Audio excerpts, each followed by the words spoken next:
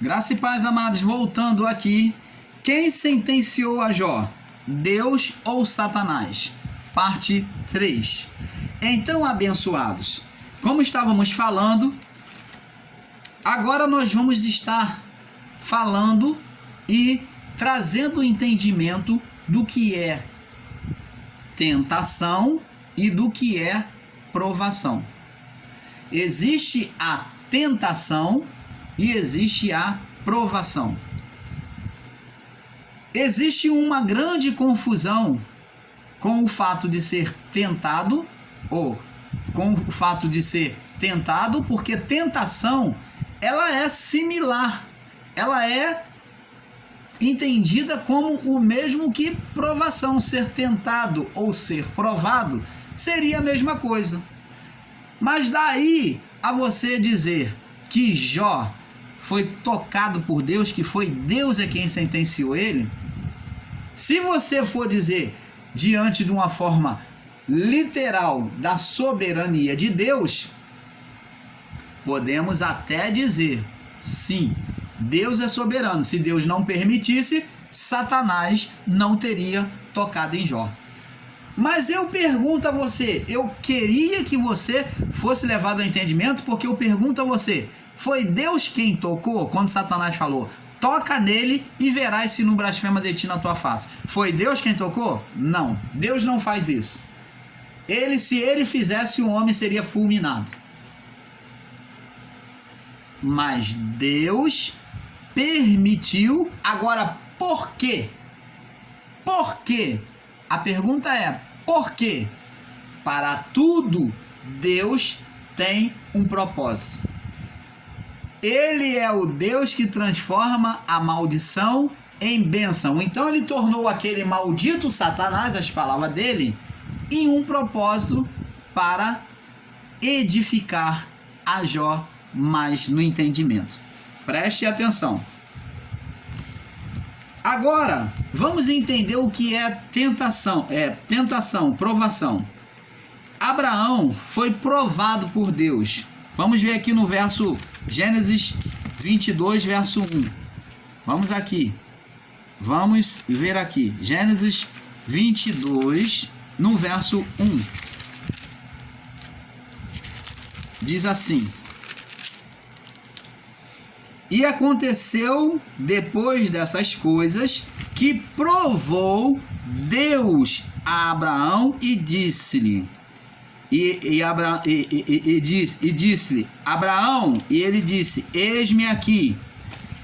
E disse, toma agora o teu único filho, Isaque, a quem amas, e vai à terra de Moriá, e oferece-o ali em holocausto sobre as montanhas, que eu te direi. A pergunta é, Deus provou a fé. Deus queria acrescentar alguma coisa a Abraão. Toda vez que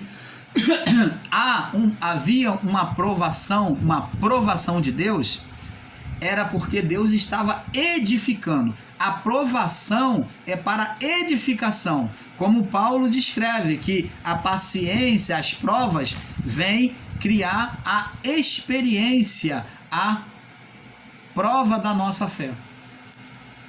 Então, preste atenção, Deus manda Abraão pegar o único filho, a quem ama.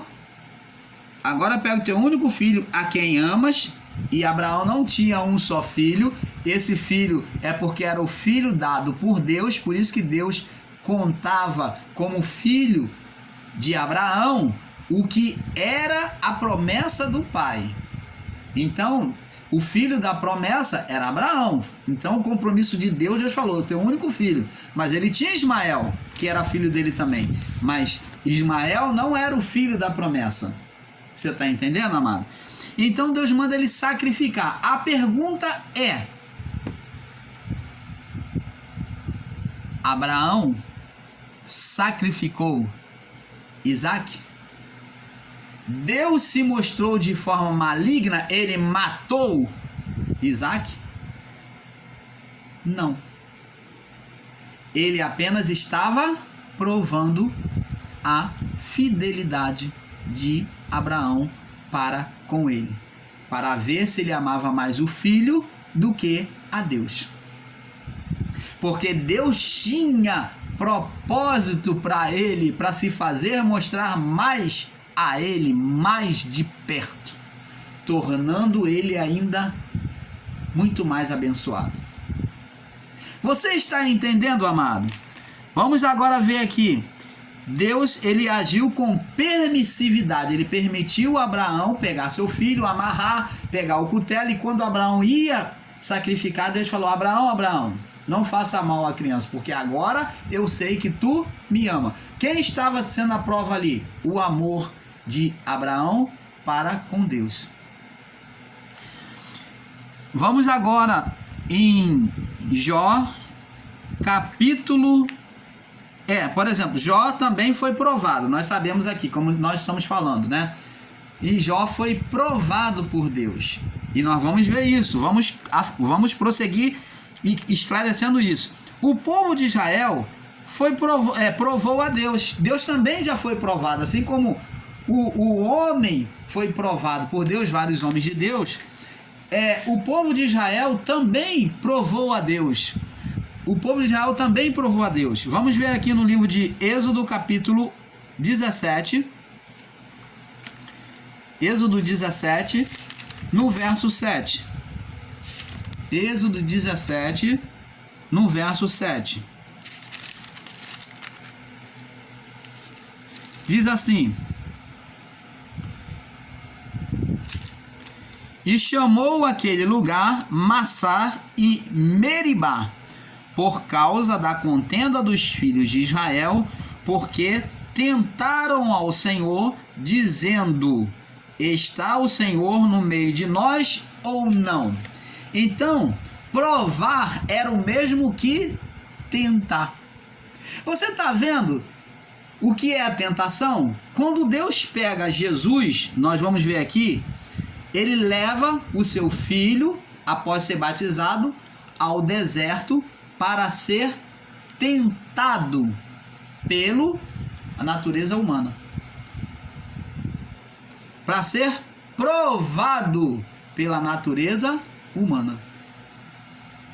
Então Deus estava provando o propósito do filho nele, para ver realmente se ele estava decidido, convicto a cumprir o plano de salvação, porque ali era uma decisão, um testemunho diante dos anjos de Deus, se Jesus iria realmente assumir ou não. Ali era como se Jesus ali estava advogando, tomando a causa. Eu sou agora advogado deles. Eu aqui, estou assinando aqui. Ele estava dando a assinatura de que estaria tomando a culpa do pecado da humanidade. Então ele estava sendo provado. Você está entendendo, amado? Então o povo de Israel aqui provou o Senhor, porque ele diz aqui, e chamou aquele lugar Massá e Meribá por causa da contenda dos filhos de Israel, porque tentaram ao Senhor, provaram ao Senhor, dizendo: está o Senhor no meio de nós ou não? Eles já estavam com dúvida na hora da sede, né? Então eles estavam ali provando, querendo beber água. Então até que Moisés se irrita e toca a rocha que representava Cristo com fúria, com ira. E Deus, depois, Moisés, ele paga um preço por isso, porque ele feriu a rocha debaixo da ira. Ele apresentou um Deus de forma errada, porque ele era a imagem de Deus. Vamos ver aqui agora Números capítulo 14. Números capítulo 14. Números 14.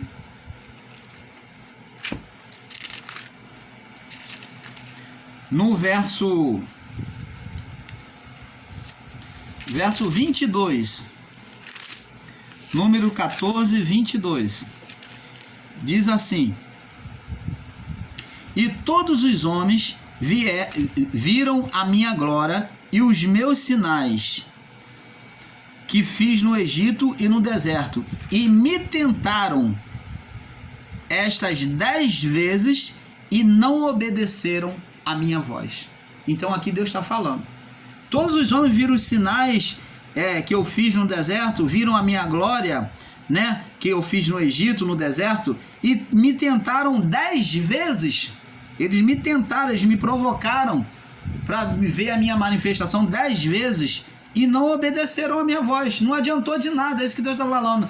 Eles pediram sinais e não soltaram a sua fé, não expressaram, não fundamentaram a sua fé em quem eu sou.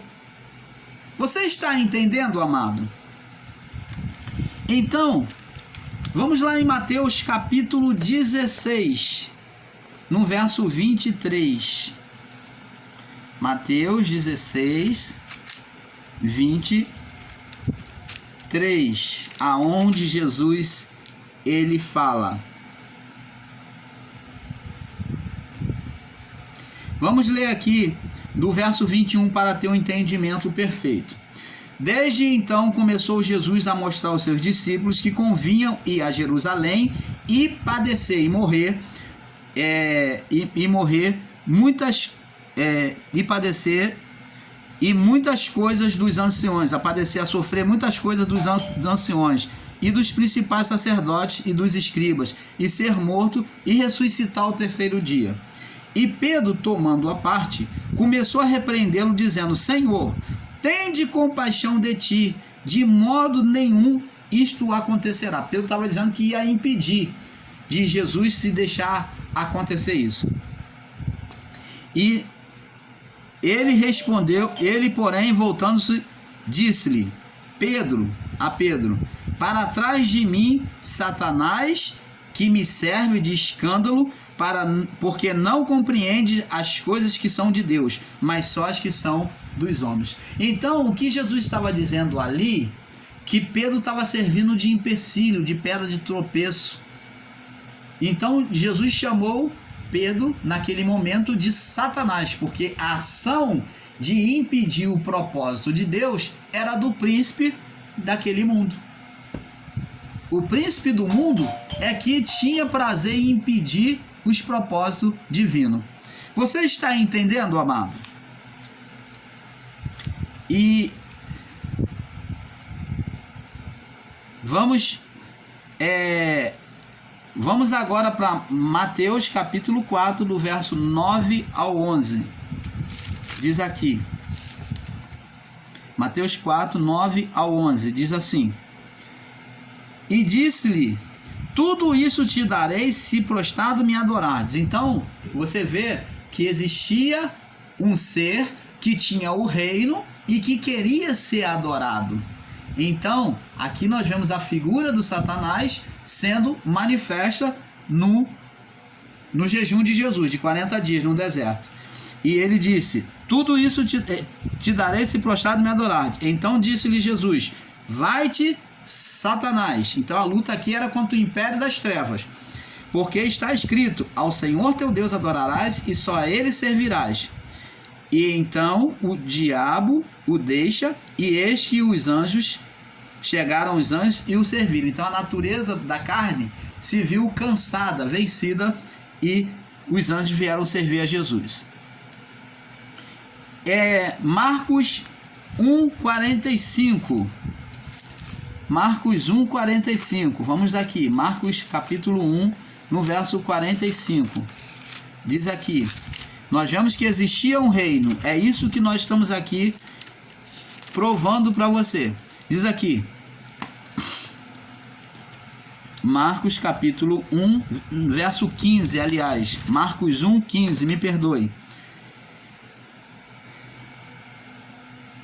Vamos ler do 14 em diante. Diz assim: e depois que João foi entregue à prisão, veio Jesus para a Galiléia pregando o evangelho do reino de Deus. Então Jesus estava anunciando o reino de Deus e dizendo, o tempo está cumprido e o reino de Deus está próximo. Arrependei-vos e crede no evangelho. Se Jesus estava pregando um reino, é porque existia um outro reino. Jesus estava buscando tirar as pessoas do reino do mundo, de Satanás, para o reino dele, anunciando o reino de Deus, o reino dos céus. Então vamos lá. 1 Coríntios, capítulo 4, para nós fecharmos, né? 1 Coríntios, capítulo 4, nós vamos prosseguir lá, no livro de Jó, tá? 1 Coríntios, capítulo 4, no verso 20. 1 Coríntios 4, 20, diz assim: porque o reino de Deus não consiste em palavras, mas em poder. Então, aqui se fala do reino de Deus. O reino do mundo se consistia em palavra, mas o reino de Deus se consistia em manifestação de poder de Deus. Era a palavra com a manifestação de poder de Deus. Porque se houvesse só a palavra sem a manifestação de Deus, então não se estava pregando o reino de Deus. E isso serve até para nós em graça, pregadores em graça, de também buscarmos, já que nós estamos pregando a verdade, já que nós estamos trilhando o caminho certo, de palavras tão poderosas como se é ensinado, então o poder de Deus tem que vir acompanhado. A manifestação de Deus tem que vir acompanhado sobre a vida daqueles que ouvem. Tem que haver transformação, tem que haver mudança de vida, tem que haver sinais e milagres do Pai. Você está entendendo, amado? Vamos agora voltar lá no livro de Jó para nós prosseguirmos. E nós vamos abrindo o entendimento.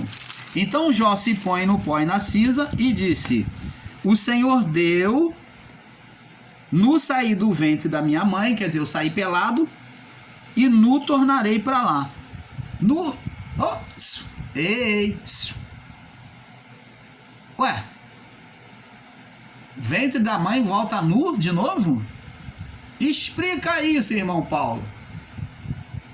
Explica isso, como que ele saiu nu do ventre da mãe dele? Tudo bem, a gente sabe, irmão Paulo. Mas como é que ele vai voltar para lá? Jó aqui em adoração a Deus, ele fala em inspiração. Ele ora e diz numa coisa natural e ele fala palavras espiritual. Ele diz: nu saí do ventre da minha mãe. Ele está sendo inspirado aqui na sua adoração em conhecer que Deus é soberano sobre tudo. Ele não se põe o seu coração sobre o materialismo, sobre as coisas desta vida. Então ele diz: nu saí do ventre da minha mãe. Uma coisa que é visível aos olhos, natural. Mas ele fala ainda inspirado, ele disse: nu voltarei para lá. Se volta para o ventre da mãe, pelado, você quando morre, você volta para o ventre da mãe? Lembra que Jesus falou para Nicodemos: Nicodemos, é necessário nascer de novo. Aí Nicodemos chega para Jesus e fala: posso eu, sendo velho, voltar ao ventre da minha mãe? Nicodemos só entendia a linguagem da carne. Então é essa linguagem do Espírito que Jó, inspirado na oração, ele com um coração tão humilde, ele foi inspirado por Deus e ele reconheceu a sua pátria, a sua mãe, os céus. Ele reconheceu que ele veio em espírito. Ele falou e orou de forma espiritual. Voltar para a mãe é voltar para a pátria. É o espírito voltar para a pátria. Nu saí do ventre da tua mãe e nu tornarei para lá. Eu morrerei e vou voltar para a minha pátria, sem nada. O Senhor deu, olha, inspirado. O Senhor deu, ele reconheceu que o Senhor deu. Mas olha o entendimento dele agora, como era o entendimento antigo, equivocado. O Senhor deu, o Senhor tomou. De uma forma soberana, é aí que entra a confusão. Deus, ele é dominador de tudo, queira o homem ou não. Ele é criador. Tudo é dele. De uma forma soberana, pode-se dizer que Deus tomou, mas no sentido espiritual, numa análise espiritual, não foi Deus quem tirou. Foi na permissividade de Deus que aconteceu. Ele não usou. O Senhor deu e o Senhor permitiu que fosse tirado. Mas ele disse, de uma forma literal, o Senhor tomou. E aqueles que ensinam, muitos que ensinam a graça, ensinam sobre uma visão literal do que Jó falou. O Senhor tomou. E foi Deus que tomou? Não.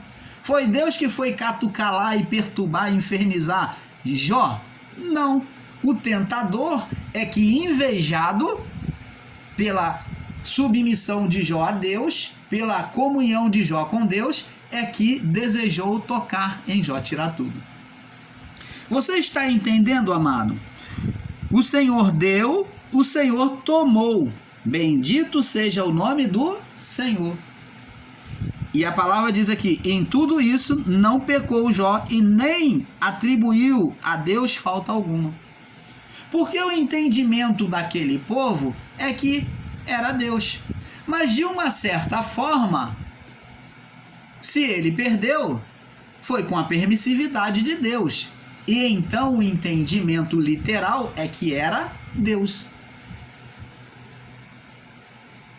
Mas Deus não vai lá tocar na pessoa e criar um mal sobre a vida da pessoa. Quem tocava era Satanás. E hoje quem toca em nós são os espíritos gerados pela carne. Os demônios. E vamos ver agora, prosseguindo. Vindo outro dia em que os filhos de Deus vieram apresentar-se perante o Senhor, veio também Satanás entre eles, apresentar-se perante o Senhor. Então, Satanás é insistente, hein? Então disse o Senhor a Satanás: de onde vens? Agora tu vem da onde agora? Da mesma coisa, ó, ele fica à toa só à espreita, ó, só à espreita, de rodear a terra e passear por ela. E disse o Senhor a Satanás: observaste o meu servo Jó? Deus mostra prazer no seu servo. Deus não condena. O Espírito de Deus aqui em Deus mostra prazer. Agora o que Deus vai dizer para ele? Observaste tu, meu servo Jó? Porque ninguém na terra semelhante a ele, um homem íntegro, reto e temente a Deus, que se desvia do mal. Deus dá o mesmo testemunho, continua afirmando. E que ainda retenha tu a sua sinceridade, havendo-me tu incitado contra ele para o consumir sem causa. Então Deus se vê como responsável por ter permitido. Então Satanás respondeu ao Senhor e disse: pele por pele, tudo que o homem tem dará por sua vida. Porém, estende a tua mão, de novo, ó, ele manda Deus estender a mão, ele pede a Deus para estender a mão. Estende a tua mão e toca nos seus ossos e na carne, e verás se não blasfema contra ti na tua face. E disse o Senhor a Satanás. Foi Deus quem tocou? Não, olha só, verso 6. 2:6. Jó 2:6. Eis que está em tua mão, na tua mão, porém guarda a tua vida. E saiu Satanás da presença do Senhor e feriu a Jó de úlceras malignas, desde a planta dos pés até o alto da cabeça. E tomou um caco para se raspar com ele, e estava sentado no meio da cinza. O sofrimento era tanto, as úlceras, que ele se coçava com um caco de telha. Então sua mulher disse: ainda retens a tua sinceridade? Essa aqui estava sendo usada, hein? Essa daqui estava sendo usada pelo diabo, por Satanás. Ainda retém a tua sinceridade? Tu ainda vai continuar obedecendo a Deus, confessando a Deus? Amaldiçoa a Deus e morre logo, teu sofrimento está tão grande. Ela mesmo não aguentou de ver o sofrimento de Jó. Ele, porém, lhe disse: como fala qualquer doida, falas tu. Recebemos o bem de Deus e não receberemos recebemos o bem de Deus e não receberíamos o mal?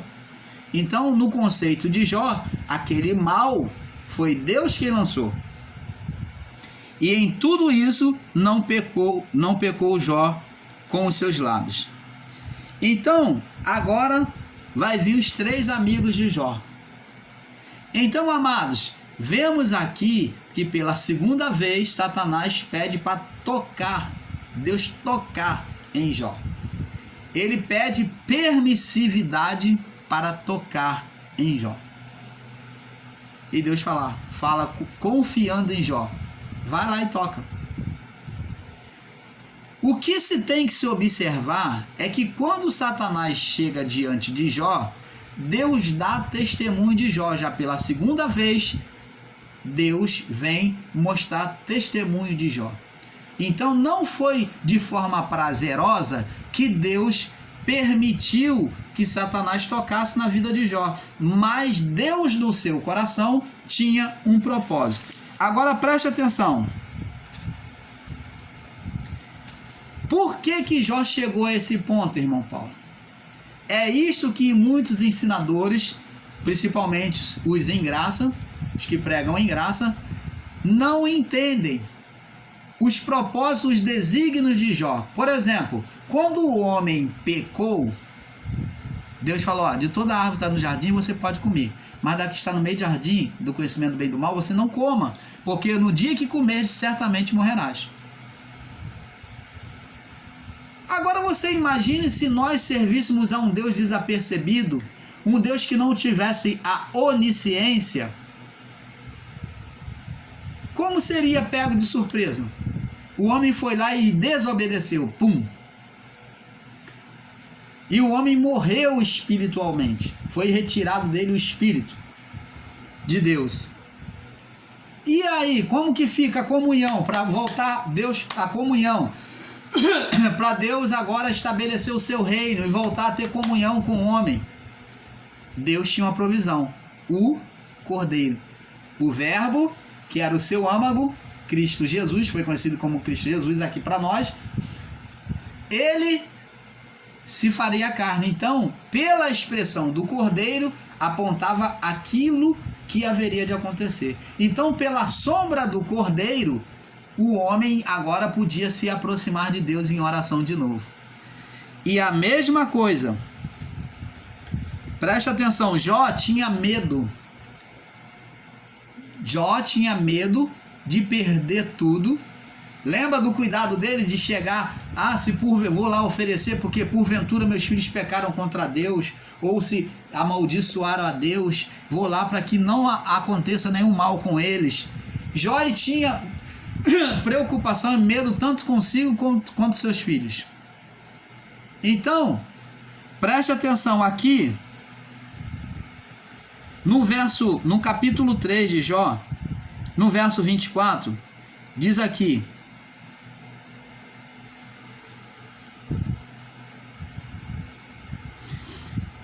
porque antes do meu pão vem os meus suspiros. Deixa eu ver aqui. Isso, porque antes do meu pão vem o meu suspiro. Jó 3:4. E os meus gemidos se derramam como água. Então o sofrimento dele estava tamanho.